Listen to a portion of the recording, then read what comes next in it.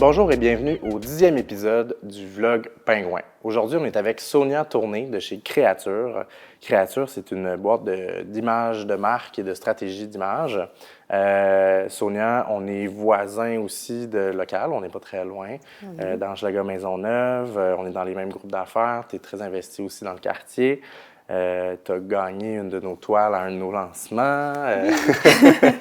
Bref, on se côtoie quand même assez souvent. Oui. Vous avez travaillé notamment sur notre nouveau site web qui a été lancé l'année dernière. Oui. Donc, le wearepenguin.com. Vous pouvez aller voir ça. C'est très beau.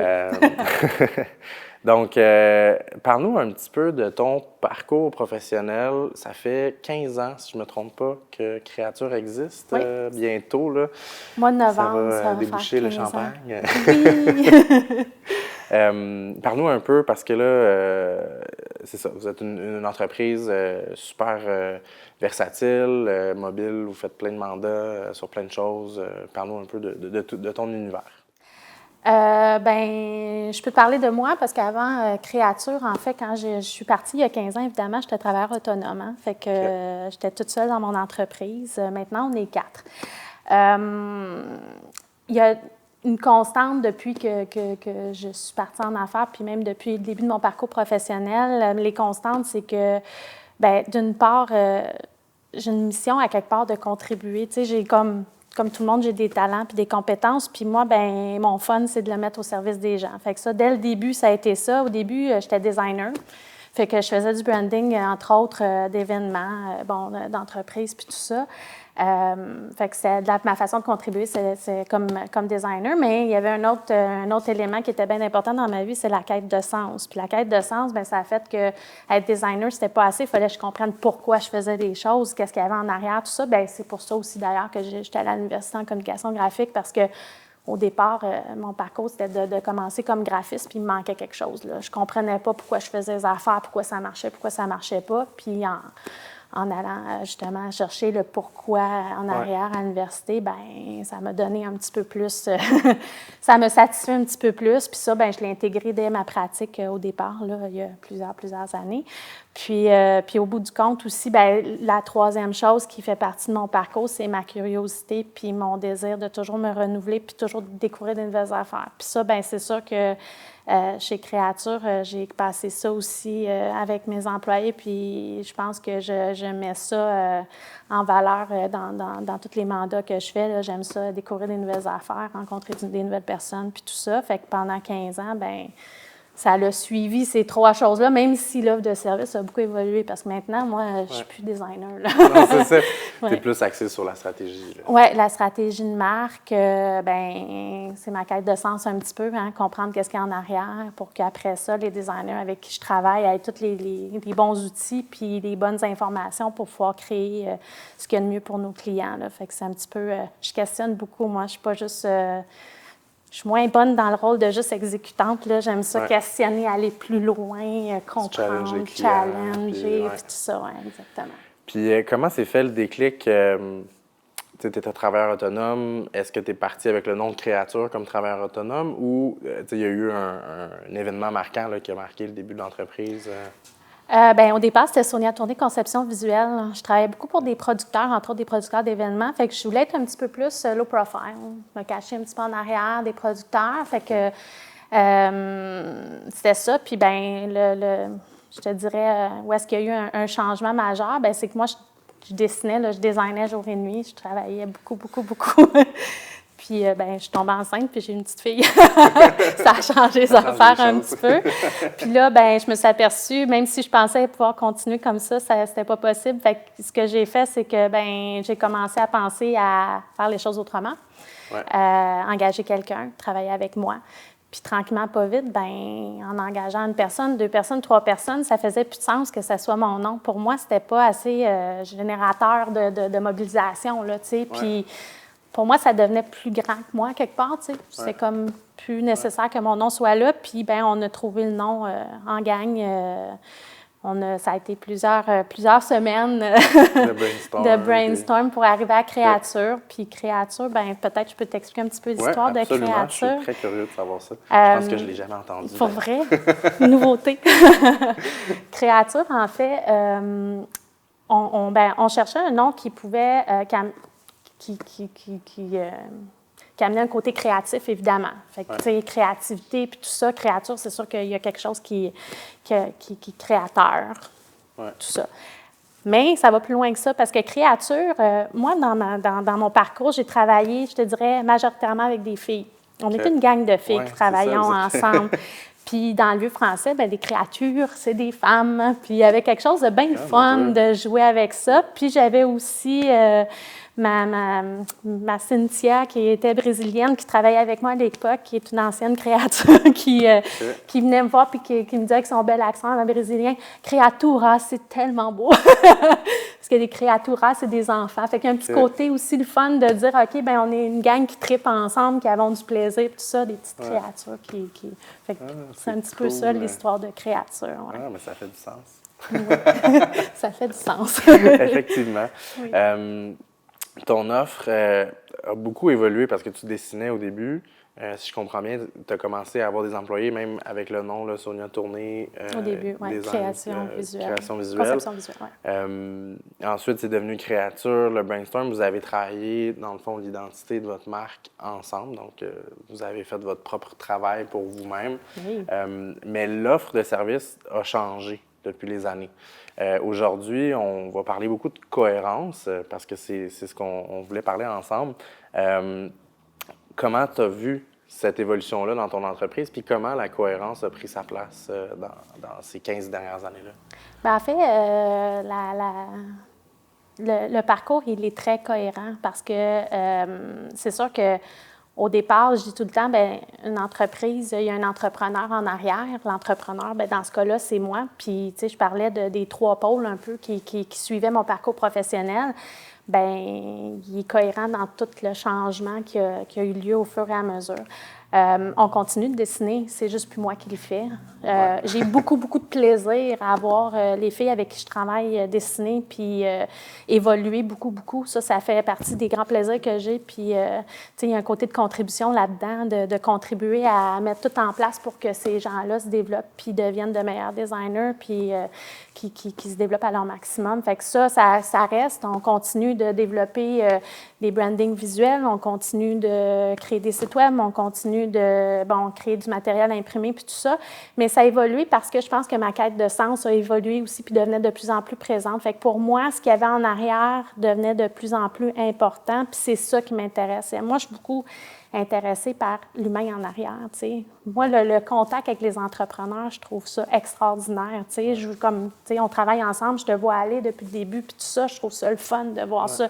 Je trouve ça le fun que les gens, tu sais, s'approprient tout leur talent puis décident de le montrer au monde entier, puis tout ça, puis de contribuer aussi, moi, à ma façon, là, ma bien humble contribution là-dedans, mais ça me fait vraiment plaisir de penser que je contribue. Puis cette quête de sens-là fait que bien, tout le côté stratégie devenait plus important. Fait que maintenant, ce que j'aime par-dessus tout, c'est de pouvoir prendre le projet avant qu'on commence à dessiner, puis vraiment aller au niveau stratégique, puis comme poser des questions, tu sais, je sais que tu as parlé beaucoup, là, j'ai écouté tes derniers vols, tu sais, les valeurs puis la mission là, d'une entreprise, là, bien, c'est important. C'est important qu'on comprenne qui on est, tu sais, une entreprise, elle a une personnalité aussi. Quand on parlait de cohérence, il faut que ça soit cohérent avec la personnalité de l'entrepreneur. Puis, tu sais, je disais bien comprendre ça, ça nous permet après ça de faire des outils de communication qui sont beaucoup plus efficaces puis qui ont beaucoup plus d'impact, là. Puis, toute l'évolution que tu as vécue, donc là, tu as ajouté une corde à ton arc dernièrement sur le coaching. On va en parler un petit peu plus tard. Mais ça se rallie à tes piliers, dans le fond, puis toute ton entreprise. Ça fait du sens avec tout ça. Comment toi, tu as vécu la transition de chaque étape? Est-ce que tu as senti des fois un challenge intérieur ou quelque chose qui tu te disais, bien ça, je suis pas à l'aise, mais il faut que je me jette dans le vide pour le faire, ou tu revenais toujours à ta première page de je sais pas si c'était un plan d'affaires ou quoi que ce soit, mais ta mission, tes valeurs, puis ça faisait du sens avec toi. Comment tu l'entrevois, ces changements-là? Bien, ça s'est fait au fur et à mesure, hein? Puis je pense que c'est, quand je disais de la quête de sens, c'est ça qui devient de plus en plus important, mais ça devient naturel, puis ça devient bien organique que ça se transforme de cette façon-là. C'est sûr que, bon, tu sais, faut que je sorte de ma zone de confort. Entre autres, moi, je suis habituée de mettre les autres en lumière. Hein? Je veux dire, moi, j'ai à mes clients, faut que vous soyez devant les caméras, que vous rayonnez, tout ça. Je suis moins à l'aise de le faire pour moi-même, mais bon, je pense qu'en tant que coach, entre autres, ben il faut que je le fasse. Si je veux aider le plus de monde possible, ben il faut moi aussi que j'exprime qu'est-ce que je peux offrir, puis tu sais, sortir un petit peu de ma tanière. C'est ce que tu me permets de faire. Je te remercie. Puis c'est ça, ça fait partie des choses qu'à un moment donné, je me suis dit, ben oui, si je veux aller là, puis je veux continuer à grandir là-dedans, puis amener ma gang plus loin là-dedans aussi, ben moi, il faut que je prenne mes responsabilités en tant qu'entrepreneur, puis que j'aille un petit peu plus loin. Oui, OK. Ouais, c'est le fun de voir qu'on peut penser partir d'une entreprise sans... Parce que souvent, les gens ont soit peur de commencer, de partir, parce qu'ils se disent, ben là, si j'échoue ou si c'est pas exactement ça, ou... En fait, ce que je comprends, puis c'est un peu ce que nous, on a fait avec Pingouin, c'est qu'on crée un carcan, un gabarit, puis on peut s'amuser quand même, mais on reste toujours autour des mêmes valeurs, tout ça. Tu sais, nous aussi, notre offre a évolué beaucoup dans les dernières années. En fait, c'est plus recentré sur certains piliers, certains services clés ou certaines offres plus définies, mais on s'amuse, puis on vend des toiles, on fait de la location de studio, mais toujours autour de la même entreprise. Tu sais. Fait qu'il ne faut pas avoir peur, je pense, de se lancer dans quelque chose qui est clair, mais après ça, on peut évoluer aussi. Oui, puis je pense que, tu sais, ce qui est important, c'est de ne pas se perdre là-dedans. Tu sais, de toujours faire référence à c'est quoi le sens en arrière de tout ça, c'est quoi les valeurs, puis c'est quoi, tu sais, comme, qu'est-ce qu'on veut faire au bout du compte. Puis le coaching, entre autres, ça aide justement à dire, ben tu sais, au début, on a peur, on ne veut pas aller là, puis tout ça, puis ben on peut se questionner, tu sais, puis savoir justement, ça fait-tu...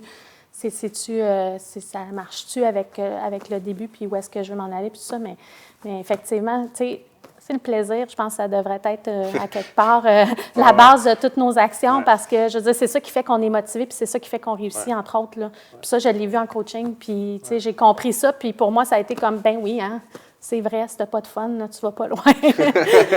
Non, ça arrête assez vite. Chez Créature, vous développez de l'image de marque, de la stratégie derrière la marque également. On entend souvent, puis même depuis le début du vlog, le mot cohérence. Je voulais vraiment qu'on parle de ça, parce qu'on entend souvent la cohérence au niveau, là, nous-mêmes, on en a parlé beaucoup, là, mais mission, valeur, puis après ça se découle dans les outils qu'on utilise pour le marketing, tout ça, mais c'est pas juste au niveau du marketing, en fait.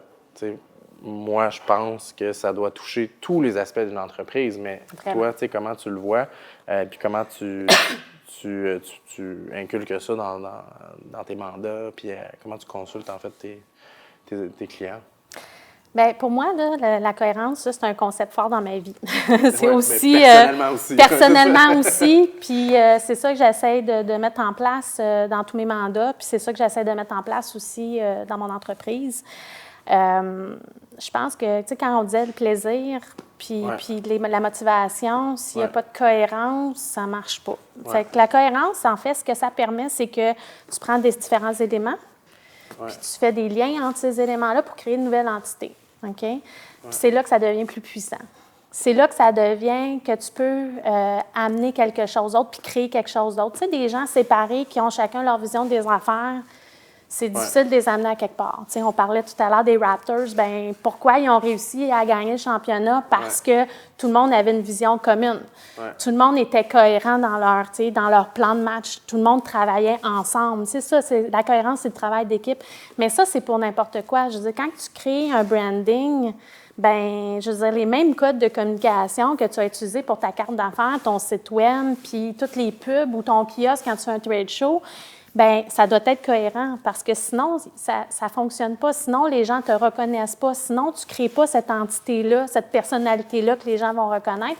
Puis c'est comme si tu lançais tes énergies puis ton argent dans les airs. Jusqu'à les couleurs dans l'entrepôt, les étiquettes de ça. shipping, ça va... Puis, effectivement. Puis, tu sais, la cohérence aussi, c'est qu'à partir du moment où tu décides d'avoir des actions concernées entre les différentes entités, tu n'as pas le choix d'avoir une réflexion au départ. Puis là, je reviens avec ma quête de sens. Tu sais, à partir du moment que tu fais une réflexion, c'est là que tu peux aller plus loin. Quand tu te poses des questions, pourquoi tu fais les choses, bien là, tu peux comme avoir les bonnes actions. Puis c'est là, quand je parle d'impact, je veux dire, quand on est entrepreneur, entre autres, bien ce qu'on veut, là, c'est vendre nos produits, nos services, si on veut continuer, là. Tu sais, je veux dire, puis il faut, pour avoir l'impact puis rejoindre tes clients, bien plus que tu as de cohérence, plus ça va marcher.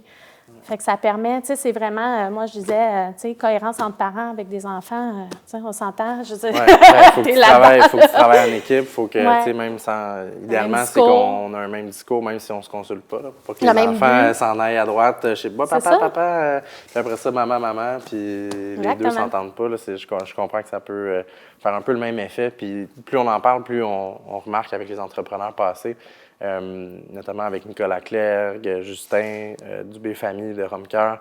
On se rend compte qu'en fait, un entrepreneur, il faut que ça soit cohérent dans sa vie d'entrepreneur, mais aussi à la maison, avec sa famille. C'est comme un bon papa, une bonne maman pour sa famille puis pour ses employés. Fait que ça, c'est toujours intéressant de comprendre ça.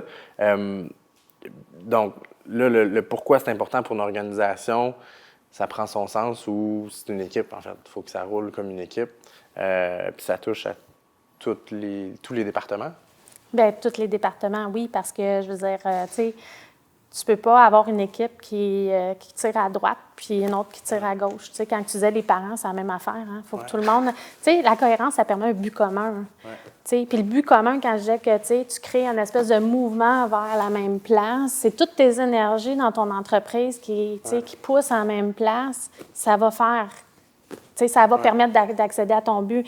Si il y a du monde qui vont à différentes places puis qui n'agissent pas pour les... Bien, tu sais, tu n'es pas obligé d'avoir exactement les mêmes raisons partout, mais il faut qu'il y ait quelque chose de commun. Tu sais, c'est comme une espèce de but commun qui fait que, je veux dire, tu vas créer un mouvement qui va t'amener ailleurs. Puis effectivement, je veux dire, c'est tous les départements, puis c'est toutes les... Tu sais, à partir du moment où tu te questionnes, puis tu sais c'est quoi, bien, tu sais, on parlait de la vision, de la mission, bon, tu sais... les valeurs de l'entreprise, bien, ça va faire en sorte, si tout le monde connaît ça, puis que c'est bien communiqué, puis que c'est partagé, puis que tout le monde se rallie à ça, tu vas avoir une belle mobilisation à l'interne, là. Fait que cette cohérence-là est nécessaire. La marque employeur. Puis la marque employeur, oui, qui est quelque chose pour moi que j'ai beaucoup à cœur, que j'aime beaucoup travailler avec mes clients. Actuellement, je trouve que dans un contexte de plein emploi comme on est en ce moment, je veux dire, la cohérence est super importante par rapport à la marque employeur parce que sinon, ben, tu n'as pas de rétention, tu n'as pas de mobilisation, puis c'est bien difficile d'aller chercher des nouveaux employés dans un contexte comme ça. Mais pour une grande entreprise ou même une PME, mais tu sais, qui a quand même une bonne quantité d'employés, ça peut paraître presque impossible. Tu sais, quand tu as, mettons, une branche complète de services, tu as du service, tu as du produit, tu sais, comment on aborde ça? Bien, écoute, tu sais, une entreprise, on dit c'est une personne morale, hein, tu sais. Bien, pour pas que ça devienne, c'est ça. Si tu veux pas que ça devienne une personne immorale, il faut que tu mettes de la cohérence là-dedans. Parce que c'est là où est-ce qu'à un moment donné, je veux dire, ça fait plus de sens. Puis que, je veux dire, quand on disait la mobilisation à l'intérieur d'une entreprise, même si c'est une très grosse entreprise, je pense que, tu sais, on a vu que de plus en plus, les gens vont essayer de créer quelque chose d'authentique. Tu sais, la cohérence aussi, ça va avec l'authenticité. Hein? Si tu es relié avec tes valeurs, bien, je veux dire, tu vas avoir quelque chose d'authentique à proposer. Puis les gens vont vouloir s'impliquer, puis ils vont vouloir faire partie de ça. Si tu n'as pas de cohérence, puis que justement, tu as une entreprise immorale, les gens vont vouloir moins se rallier. Fait que c'est pour ça que, je veux dire, même les grandes entreprises, c'est super important.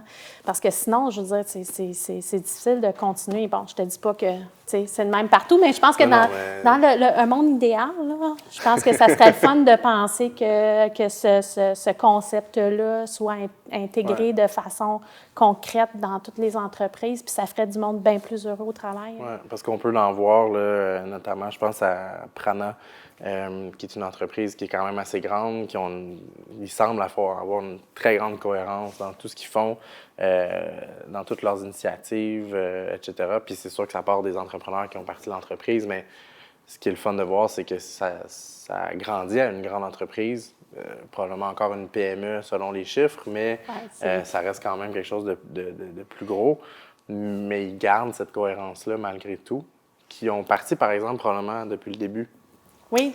Mais tu sais, une entreprise qui a parce que là, on parle de la relève, on parle des entreprises familiales qui ont besoin de relève, tout ça, puis c'est des entreprises qui faisaient peut-être moins attention à ça dans le passé. Comment on aborde ça? C'est quoi les premières étapes? Ou comment on...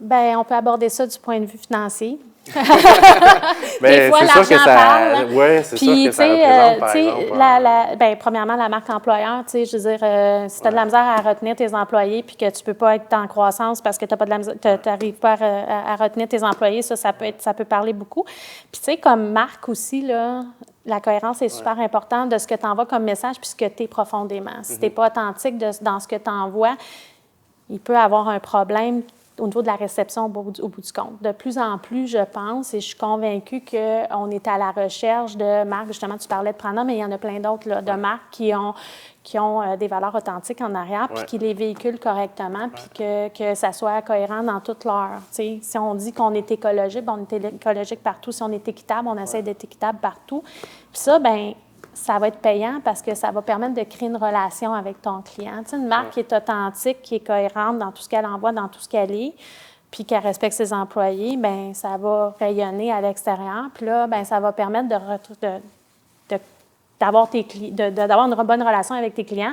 Puis ta bonne relation va faire que tes clients vont continuer de consommer avec toi. Puis tu sais, je veux dire, c'est là où est-ce que ça devient intéressant de dire, OK, bien, oui, ça peut avoir un impact financier majeur. Puis comme ça peut avoir un impact financier majeur si tu ne le fais pas. Parce que là, si c'est de l'incohérence, ça peut être bien dommageable. Il y a un coût à ça. Il y a un coût associé à implanter une cohérence, un remaniement, mettons, d'image de marque, de déploiement de marque employeur, tout ça, il y a un coût. Mais je pense qu'il faut c'est ça, exactement. Tu l'as dit, le mot magique, c'est un investissement, mais c'est sûr que c'est pas tout le monde qui le voit non plus, cette valeur ajoutée-là. Je trouve qu'on ne calcule pas le coût de ne pas le faire. Dans 5 ans, dans 10 ans. On travaille ensemble. Mais c'est ça, on ne calcule pas le coût de ne pas le faire parce qu'aujourd'hui, on a interviewé du monde dans le zéro déchet avec Faveur, Clean, les guenilles compostables. C'est toutes des initiatives puis des entreprises qui œuvrent dans l'éco-responsabilité, dans le zéro déchet. Ça, c'est un mouvement qui suit, mais on parlait beaucoup de est-ce que c'est, exemple, devenir zéro déchet pour une grande entreprise, est-ce que c'est possible?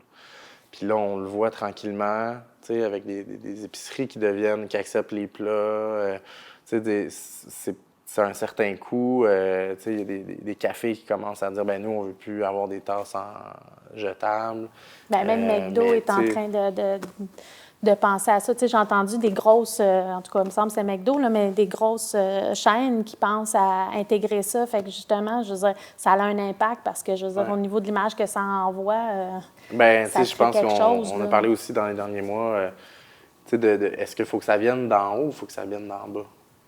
Le mouvement, Est-ce que ça va être les clients qui vont tous abandonner les pailles avant que les entreprises les enlèvent ou il faudrait que ce serait plus facile que les entreprises les enlèvent et que les clients suivent, Fait que c'est juste des choses comme ça, mais moi, mettons, quand justement on a commencé nous autres à la maison à prendre l'habitude quand on va dans un restaurant puis qu'ils nous offrent une paille, mais on la laisse, on la prend pas, puis c'est des réflexes qu'on avait avant, de dire « Hey, je prends pour emporter ma boisson, je mets ma paille dedans puis je bois », mais il y a peut-être d'autres façons de faire.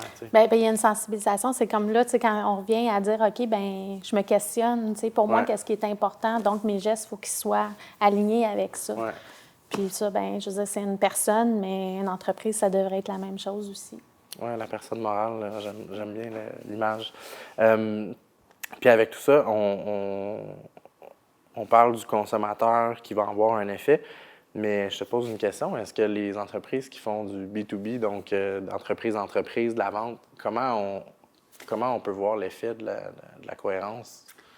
Bien, écoute, tout est dans tout, là. Tout est dans tout.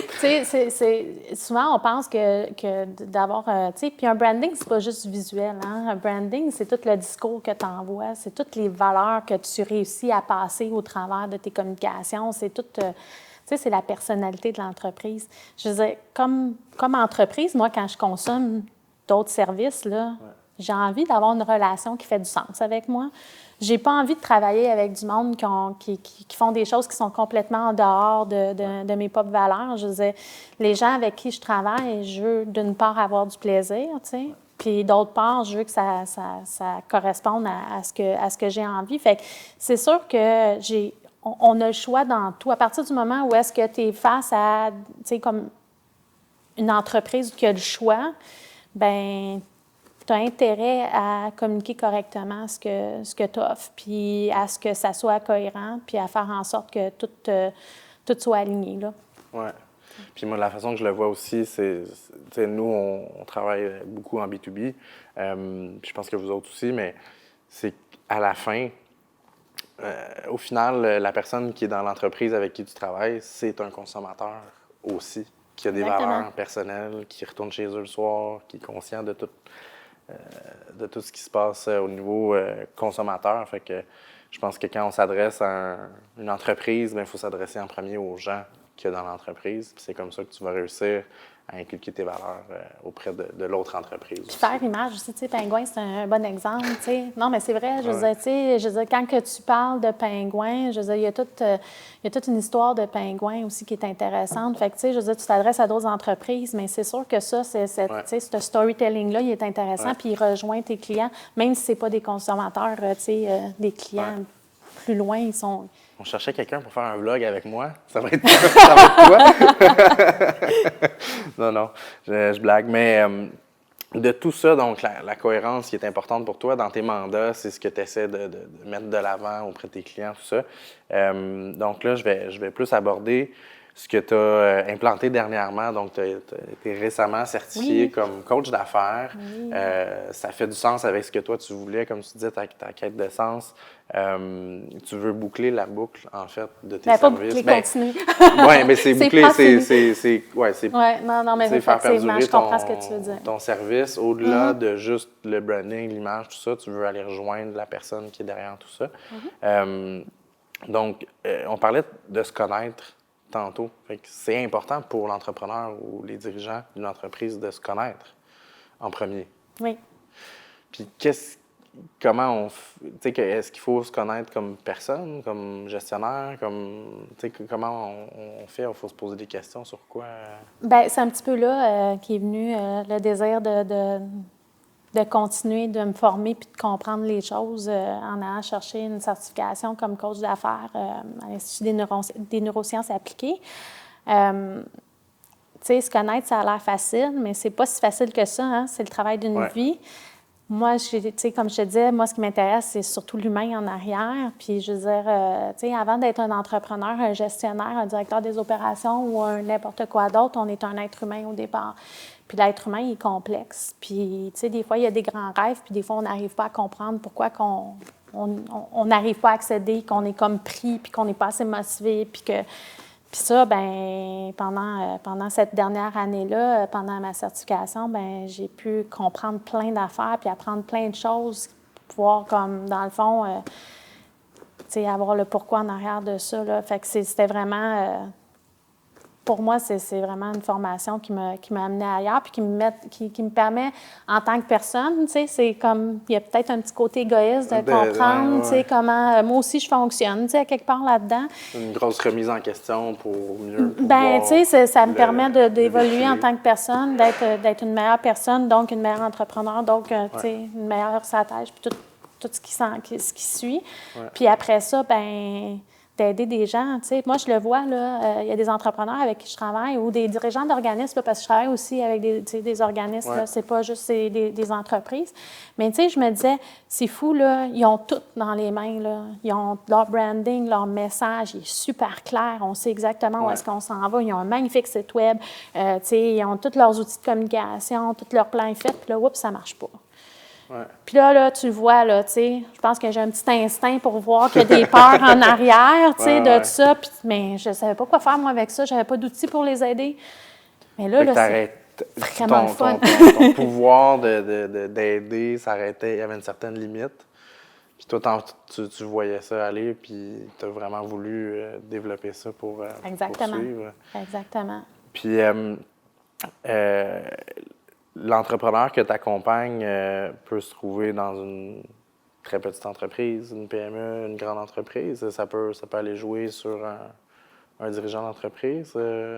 Ça va toucher à tout. Oui, bien en fait, le coaching, c'est vraiment c'est un accompagnement. Hein. C'est pas... tu sais, peu importe qui j'ai devant moi, c'est moi, je me mets au service de, tu sais. De là, ça fait encore plus de sens avec l'aspect contribution, de dire, OK, moi, je suis un outil pour toi pour atteindre tes propres objectifs. Okay.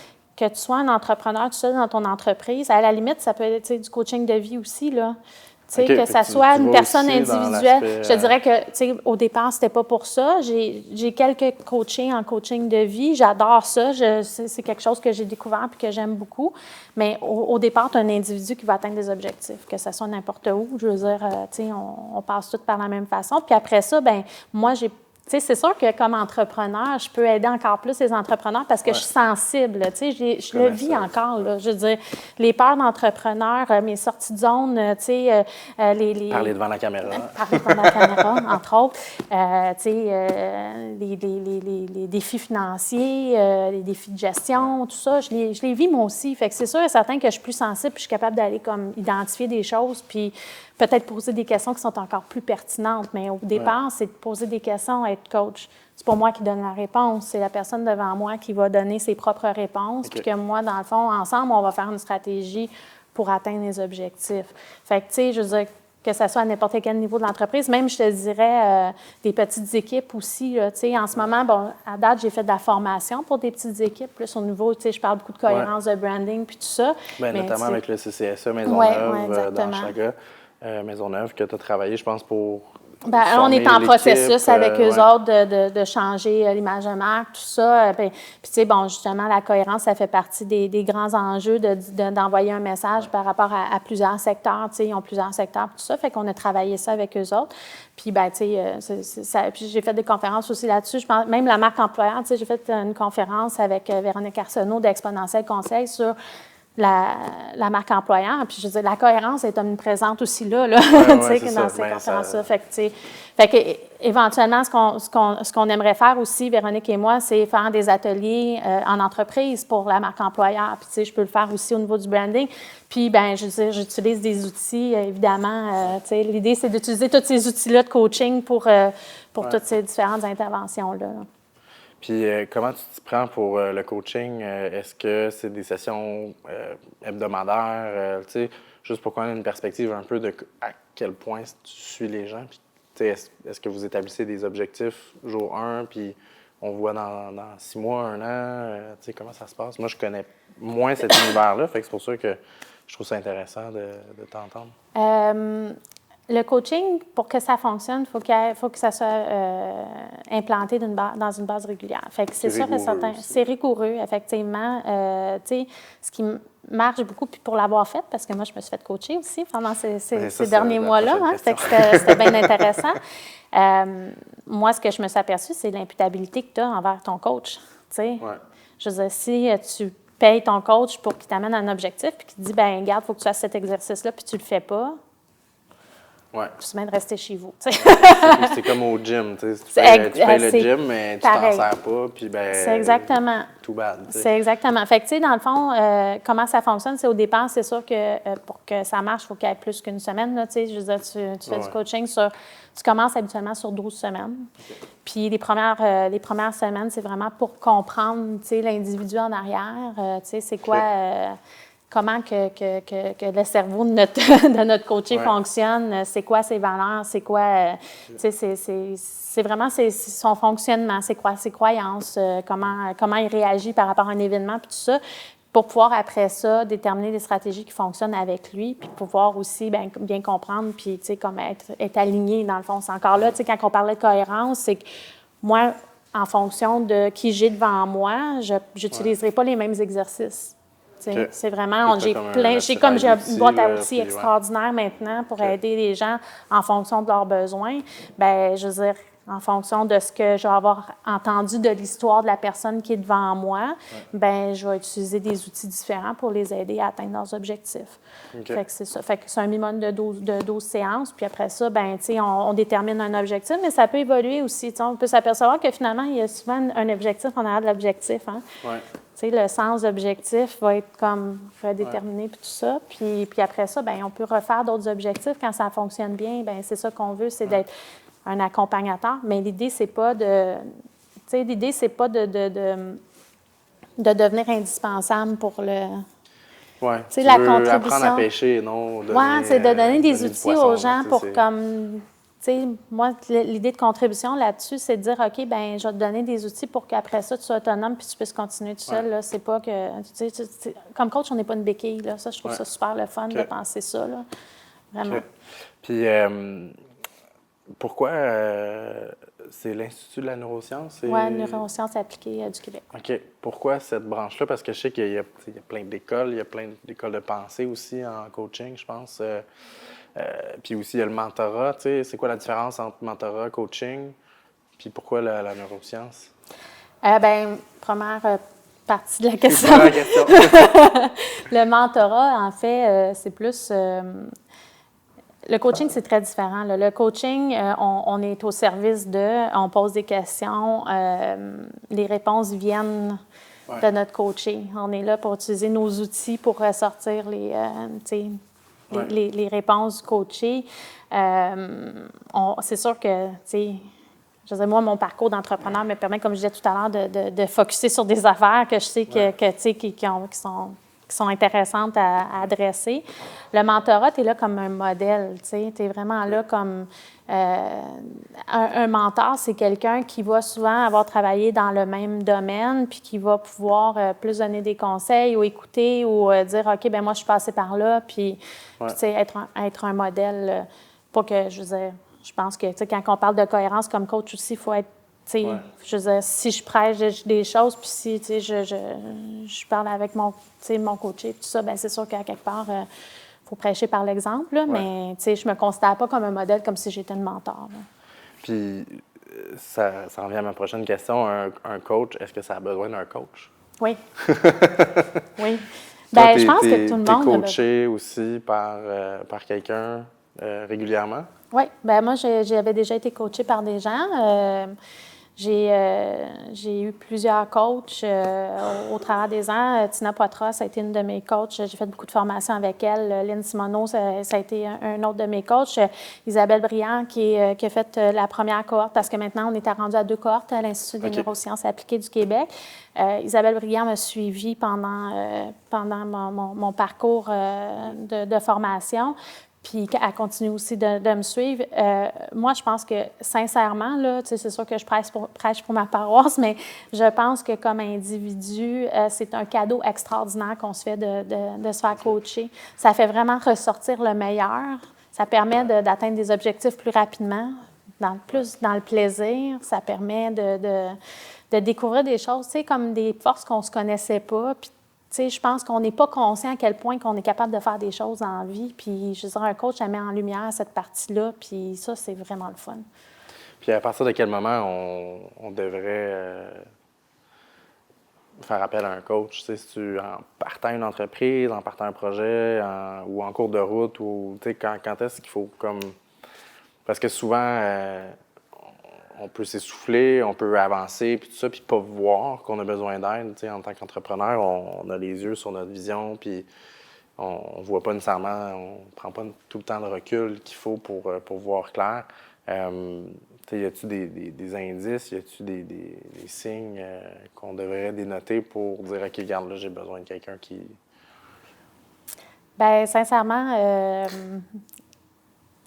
encore là, pour l'avoir vécu maintenant, je sais que ça devrait être à chaque moment où est-ce qu'on a des blocages, puis qu'on s'aperçoit qu'on ne va pas aussi loin qu'on voudrait aller, ou qu'on veut juste aller plus vite. C'est vraiment fou, hein? Mais c'est vrai, c'est ça le coaching. Tu sais, l'imputabilité, ça fait en sorte qu'on on va mettre nos énergies à la bonne place pour pouvoir avancer plus rapidement. Puis c'est le fun, tu sais, c'est le fun du coaching, ça te permet d'échanger. Bon, tu sais, c'est sûr qu'il y a des périodes où est-ce que, tu sais, je veux dire, on n'est pas juste dans le gros fun parce que des fois, on touche à des trucs, puis tout ça, mais au bout du compte, c'est un processus qui est plaisant, qui est dans le plaisir, puis qui est, tu sais, je veux dire, c'est pas quelque chose de souffrant, tu sais, c'est quelque chose qui te permet justement d'aller plus vite, puis tout ça. Puis c'est sûr et certain que, comme entrepreneur, souvent, quand tu disais « on va pas chercher d'aide », gars, je suis comme ça, là, j'ai un petit peu une tête de cochon, tu sais, non, je vais le faire tout seul. On pense qu'on, tu sais, puis je veux dire, moi, j'ai vu mon père aussi comme ça, qui est entrepreneur, puis tu sais, comme... Bûcher, puis tu sais, là, aller, puis des fois frapper le mur, puis de recommencer, puis tout ça. Puis, je veux dire, c'est le modèle que j'ai eu, fait que tu sais, j'avais comme pas pensé, moi, que ça serait aussi intéressant de consulter quelqu'un comme ça qui peut m'aider à aller plus vite puis aller plus loin. Puis, ben moi, ce que je pense, c'est que le coaching, ça fait juste comme t'amener plus haut aussi, là. Tu sais. Puis, je vais en dire, à partir du moment où est-ce que tu as des objectifs, tu peux aller voir un coach. C'est aussi simple que ça. C'est comme juste des objectifs, puis tu les atteins. C'est simple. Pourquoi maintenant la neuroscience? Pourquoi tu as choisi, en fait, cette école-là? En fait, j'ai choisi cette école-là parce que ben, j'ai eu la chance de voir en conférence le formateur David Lefrançois, qui a une école, ben, qui a toujours une école de coaching en France. J'ai beaucoup aimé son approche. J'ai beaucoup aimé le côté humain qu'il y avait en arrière de ça. David est vraiment comme une sommité dans son domaine en Europe. Puis au Québec, on a eu la chance, les 2 premières cohortes, de l'avoir live avec nous pendant les semaines de présentiel, pendant les 2 semaines de présentiel. Puis après ça, ben il est accompagné de plein de monde autour c'est vraiment ça. Fait que c'est une école, dans le fond, qui a commencé il y a 2 ans par Martin Latulippe et David Lefrançois.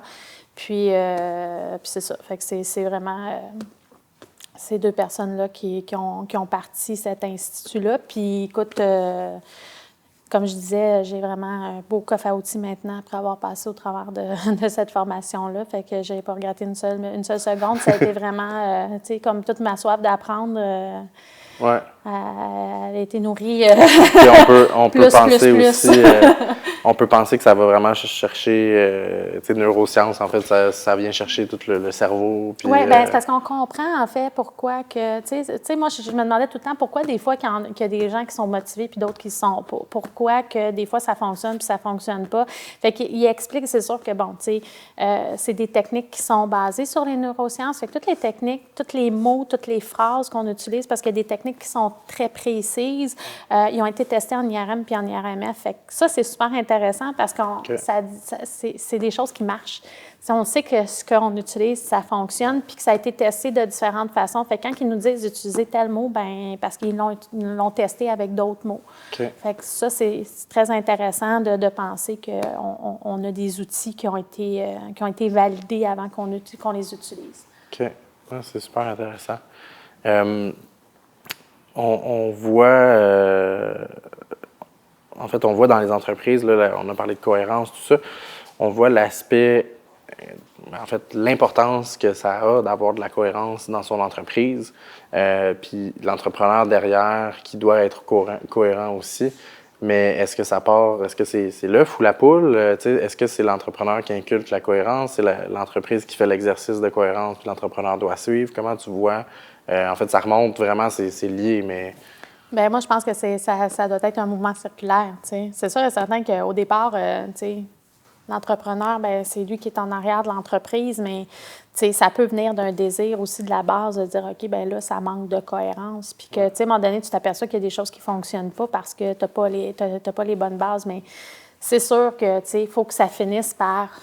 rouler et se nourrir, tu sais. C'est la cohérence de se nourrir de cohérence. Puis c'est où est-ce qu'à un moment donné, il y a quand il y a un clash, ben c'est là où est-ce qu'il faut réagir puis prendre du recul puis dire OK, mais qu'est-ce qui se passe, tu sais. Ouais. Mais à partir du moment où est-ce que, tu sais, moi, ce que je sais pas, je pense qu'on en parlait tout à l'heure, mais tu sais, je pense que quand il y a un désir de cohérence que je trouve super intéressant, puis c'est là où est-ce que ça va chercher mon côté plus de coach, c'est que tu n'as pas le choix d'avoir une réflexion en arrière. Tu peux pas, comme, instaurer de la cohérence si tu n'as pas eu une réflexion du pourquoi en arrière, puis du comment on fait les choses, puis du c'est quoi en arrière, les valeurs de ça. Puis à partir du moment où tu fais cette réflexion-là, bien, tu sais, c'est là que tu crées de l'impact, justement, tu sais, comme ce qu'on parlait au départ. Mais c'est ça, tu sais, je veux dire, je pense que quand il y a une réflexion qui est faite, je veux dire, c'est gage de succès, là, tu sais. Je veux dire, si tu fais des choses un peu n'importe comment, puis que c'est comme incohérent, tu as pas mal moins de chances que tu aies du succès que quand tu as bien réfléchi, puis après ça, que c'est instauré avec un plan, avec une structure, puis tout ça, mais que ça, puis là, bien, ça doit se nourrir. Puis on voit beaucoup d'initiatives ou même des entreprises qui se spécialisent là-dedans en ce moment sur le consulting avec les entrepreneurs, l'aspect entrepreneurial. Au Québec, je pense que c'est vraiment en effervescence, là. Comment tu vois un peu cette explosion-là?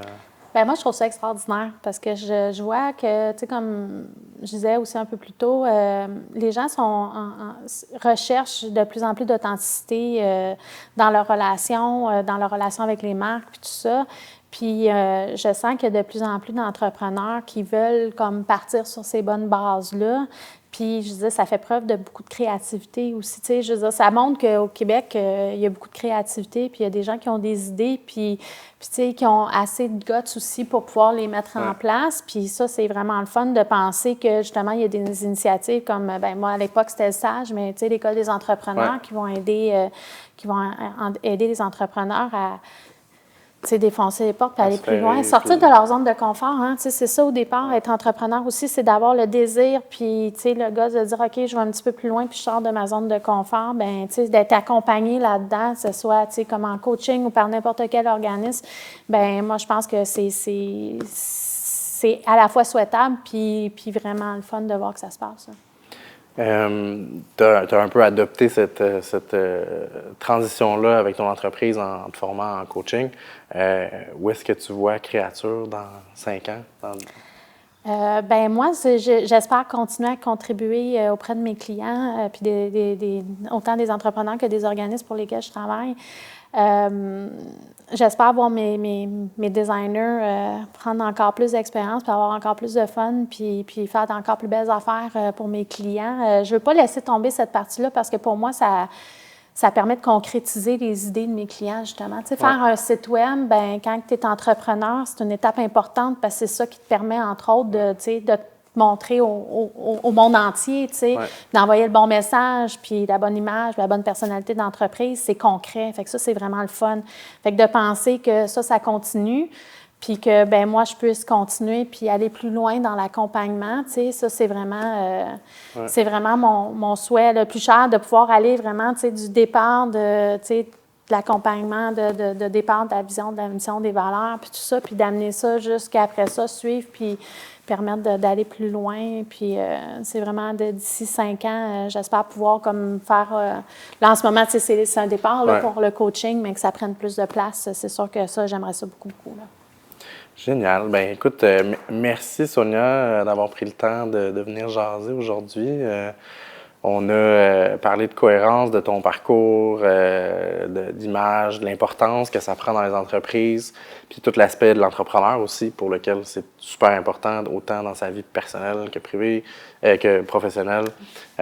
Puis l'aspect coaching que tu as réussi en fait à amener dans ton entreprise, ou une marque d'innovation aussi que tu essaies de développer puis d'agrandir ton cercle de services.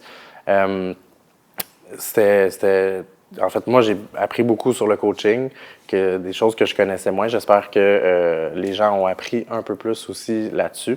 Est-ce que tu as un petit mot pour la fin à nous laisser? Bien, je voulais te dire merci. Ça fait plaisir. Vraiment, merci de m'avoir permis de sortir de ma zone de confort puis de sortir derrière de la caméra pour être un peu plus devant puis pouvoir, j'espère, amener quelque chose une ouverture sur d'autres choses à des gens, puis contribuer encore à ma façon éventuellement les faire rayonner. Fait que merci de cette opportunité-là. Bien, ça fait C'est toujours le plaisir. fun aussi de travailler avec toi, vraiment. Merci à toi. Vous voulez avoir plus de contenu sur l'entrepreneuriat, le marketing, l'image de marque, le branding, tout ça, suivez-nous sur les réseaux sociaux, LinkedIn, Facebook, Instagram et YouTube, bien sûr, pour en avoir à chaque mois. On crée un vlog, le vlog Pingouin. Vous aurez du contenu également dans les prochains mois. Suivez-nous. Merci.